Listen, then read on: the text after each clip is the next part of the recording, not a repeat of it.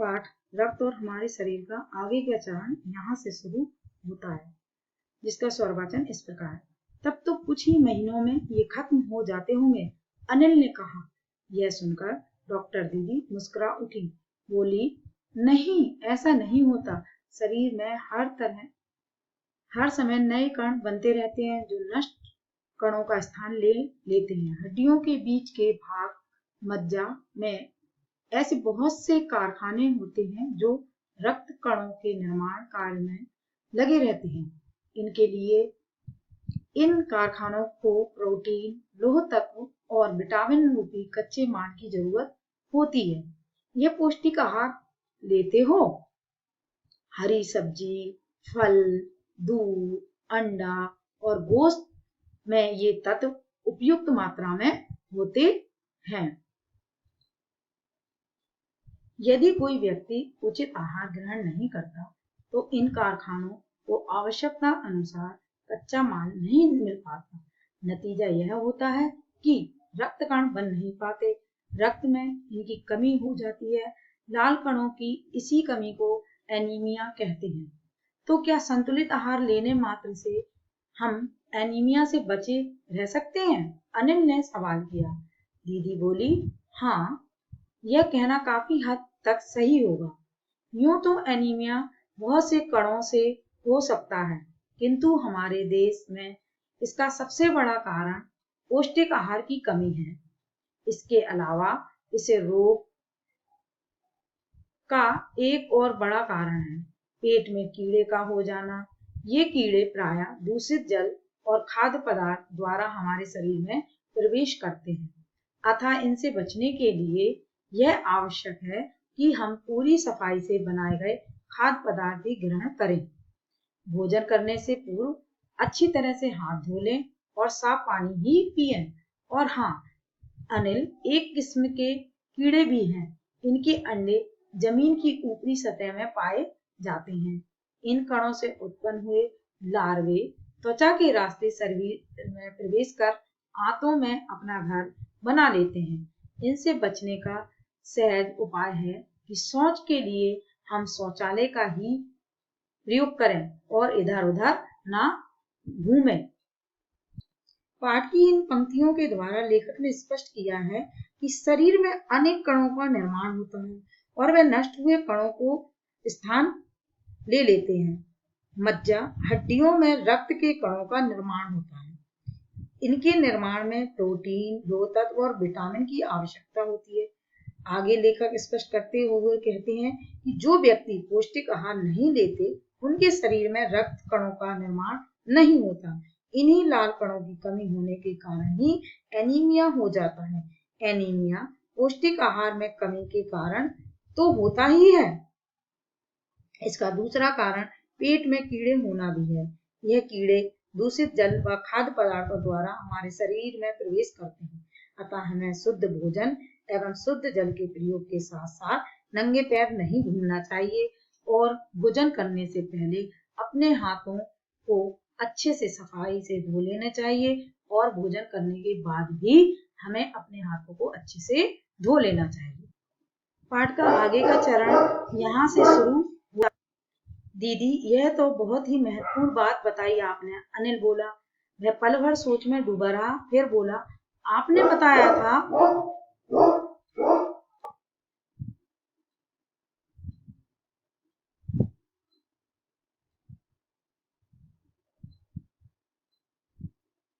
अनिल बोला। वह पल भर सोच में डूबा रहा, फिर बोला, आपने बताया कि रक्त में सफेद कण और विषाणु प्लेटलेट कण भी होते हैं। शरीर में उनका क्या काम है? दीदी बोली, सफेद कण वास्तव में हमारे शरीर के वीर सिपाही हैं।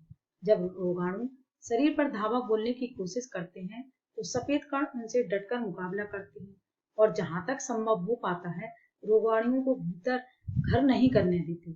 बस संक्षेप में यूं मान लो कि वे बहुत से रोगों से हमारी रक्षा करते हैं और विषाणुओं का काम है चोट लगने पर रक्त जमाव की क्रिया में मदद करना। रक्त के तरल भाग प्लाज्मा में एक विशेष किस्म की प्रोटीन होती है जो रक्त वाहिका की कटी फिटी दीवारों में मकड़ी के जाले के समान एक जाला बुन देती हूँ। विषाणु इस जाले से चिपक जाते हैं और इस तरह दीवार में आई दरार भर जाती है, जिससे रक्त बहाव निकलना बंद हो जाता है। अनिल बोला, दीदी, लेकिन घाव गहरा हो तब खून बहता ही चला जाता है। हाँ, ऐसे समय में उस व्यक्ति को जल्दी से डॉक्टर के पास ले जाना चाहिए।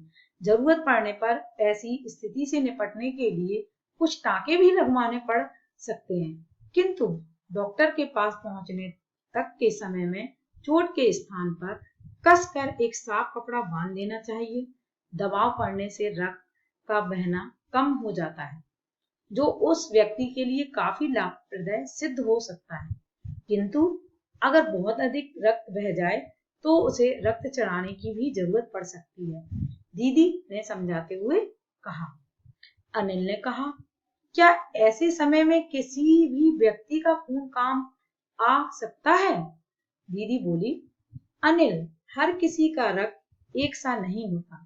कुछ विशेष गुणों के आधार पर रक्त को 4 मुख्य वर्गों में बांटा गया है। जरूरतमंद व्यक्ति के रक्त समूह की जांच करने के बाद उसे उसी रक्त समूह का रक्त चढ़ाया जाता है। अब लेखक ने इन पंक्तियों के द्वारा स्पष्ट किया है कि दीदी अनिल को स्पष्ट करते हुए कहते हैं कि रक्त में सफेद कण और प्लेटलेट का हमारे शरीर में क्या कार्य है।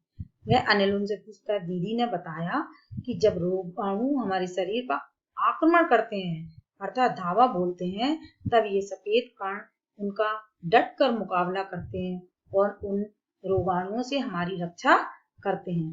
प्लेटलेट कण चोट लगने पर रक्त जमाव क्रिया में सहायक होते हैं, परंतु यह यदि घाव गहरा हो तो हमें कुछ टाँके भी लगवाने पड़ सकते हैं। कपड़ों को कसकर घाव पर बांधने से और उस पर दबाव पड़ने के कारण रक्त का बहना कम हो जाता है, परंतु अत्यधिक खून बह जाने पर खून चढ़ाने की भी आवश्यकता पड़ती है। विशेष गुणों के आधार पर रक्त को 4 वर्गों में बांटा गया है। आवश्यकता पड़ने पर रक्त की जांच कराने के बाद ही रक्त समूह के द्वारा जरूरतमंद व्यक्ति को रक्त चढ़ाया जाता है। आगे के पाठ के अंतर्गत इस प्रकार पाठ का विस्तार किया। लेकिन जरूरत के समय यदि रक्त समूह का कोई व्यक्ति मिले ही नहीं, तब अनिल ने दीदी ने कहा, ऐसी आपात स्थिति के लिए ही ब्लड बैंक बनाए गए हैं। प्रायः हर बड़े अस्पताल में इस तरह के बैंक होते हैं जहां सभी प्रकार के रक्त समूह का रक्त तैयार रखा जाता है, किंतु इन ब्लड बैंकों में रक्त का भंडार सुरक्षित रहे, इसके लिए यह आवश्यक है कि हम समय समय पर रक्तदान करते रहें। दीदी ने कहा, क्या मैं भी रक्तदान कर सकता हूँ? अनिल ने पूछा। नहीं, अभी तुम छोटे हो। 18 वर्ष से अधिक उम्र के स्वस्थ व्यक्ति ही रक्तदान कर सकते हैं। एक समय में उनसे लगभग 300 मिलीलीटर रक्त ही लिया जाता है। प्रायः यह समझा जाता है कि रक्तदान करने से कमजोरी हो जाएगी, किंतु यह विचार बिल्कुल निराधार है। हमारा शरीर इतना रक्त तो कुछ ही दिनों में बना लेता है। वैसे भी शरीर में लगभग 5 लीटर खून होता है। इसमें से यदि कुछ रक्त किसी जरूरतमंद व्यक्ति के लिए जीवन दान बन जाए तो इससे बड़ी क्या बात होगी, दीदी समझाते हुए बोली। फिर तो बड़ा होने पर मैं नियमित रूप से रक्तदान किया करूंगा, अनिल ने कहा। शाबाश अनिल, डॉक्टर दीदी ने अनिल की पीठ ठोकते हुए कहा। अब इन पंक्तियों के आधार पर लेखक ने कहा है कि दीदी अनिल को समझाते हुए कहती हैं कि अनिल, आपात स्थिति के समय जरूरतमंद व्यक्ति को अगर कोई इसी रक्त समूह का व्यक्ति मिल जाए तो आपात स्थिति के लिए ब्लड बैंक बनाए गए हैं। हर बड़े अस्पताल में ब्लड बैंक होते हैं जहां प्रत्येक रक्त समूह का रक्त तैयार रहता है। अतः 18 वर्ष से अधिक व्यक्ति को रक्तदान करते रहना चाहिए। एक समय में 300 मिलीलीटर रक्त ही लिया जा सकता है और हमारे शरीर में तो लगभग 5 लीटर खून होता है। यदि हम रक्त जरूरतमंद व्यक्ति को दें तो हमारा सौभाग्य होगा। दीदी ने उत्साहित करते हुए अनिल से कहा कि रक्तदान के लिए हमें हमेशा तैयार रहना चाहिए। दीदी ने अनिल को शाबाशी दी क्योंकि अनिल ने कहा, दीदी बड़े होकर मैं भी रक्तदान नियमित रूप से करूंगा। तब दीदी ने कहा, हमें अवश्य रक्तदान करते रहना चाहिए क्योंकि खून बनने में अधिक समय नहीं लगता है। एक स्वस्थ व्यक्ति को रक्तदान देना चाहिए ताकि हम किसी और के काम समय समय पर आ सके। इस प्रकार पाठ का स्वरवाचन यहाँ पर समाप्त होता है। अब पाठ से संबंधित शब्दार्थ, कठिन शब्दार्थ, गद्यांश और अभ्यास से संबंधित प्रश्न उत्तर आपको इस वीडियो के अगले चरण में दिखाएंगे और समझाते हुए उसका पाठ को पूर्ण करेंगे। नमस्कार।